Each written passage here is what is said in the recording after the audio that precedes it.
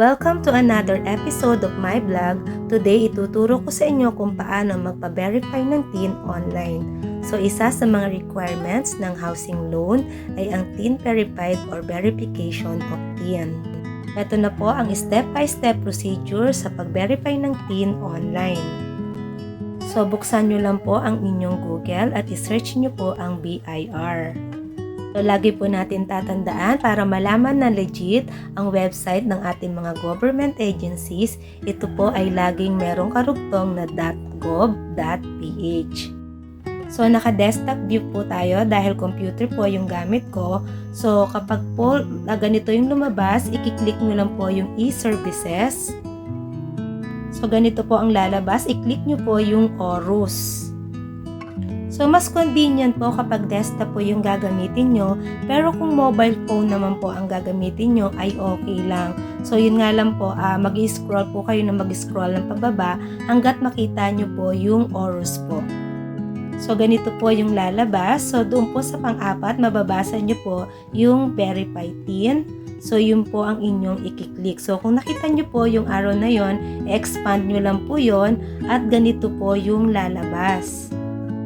Of course, ang pipindutin po natin dyan ay yung TIN verification. So, ganito po ang lalabas after nyo mapindot yung TIN verification. So, with this page po, dapat po make sure na i-write down nyo na po yung TIN number po ninyo. At syempre, dapat po alam nyo po yung mga details po sa inyong sarili. Kasi yun po yung hihingin dito. So, kung ready na po kayo, i-click nyo lang po yung proceed. Then, ito po yung mag-a-appear. So, syempre, ang inyo pong i-click dyan, yung individual.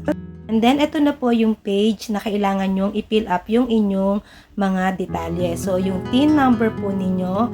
And then, ito, kung kayo po ay hindi pa nakapag-update after nyo po na kayo ay makasal, make sure po nang ilalagay nyo pong details lahat po dito ay noong kayo po ay single pa. So, malinaw po yun ha. Kahit po kayo ay kasal na, ang ilalagay nyo po ng mga details po dito ay noong kayo po ay dalaga or noong binata pa. Make sure din po na tama po yung pag-fill up nyo po doon sa birth date. So, ang mauuna po dyan ay yung day mismo, then month, and then yung year. Okay, so once na-fill up nyo na po yan, i-click nyo po yung box sa ilalim, yung sa CAPTCHA. So, yan po ay para sa anti-spam po nila. So, once po na na-click nyo yung non-CAPTCHA na po yun, mag-a-appear po yung verify. So, i-click nyo lang po yung verify. So, kapag po positive at verified po ang TIN nyo, ganito po ang lalabas. Kapag po mali po yung nasa record nyo or yung TIN nyo is non-existing, ganito po ang lalabas. So, no record found. So, kapag ganito po ang lumabas, punta lang po kayo sa pinakamalapit na RDO sa inyo. So, doon po sa mismong BIR, doon nyo po malalaman kung ano po yung problema ng TIN number ninyo or baka yung number na nasa inyo ay non-existing po or may mali po doon sa mga details po ninyo.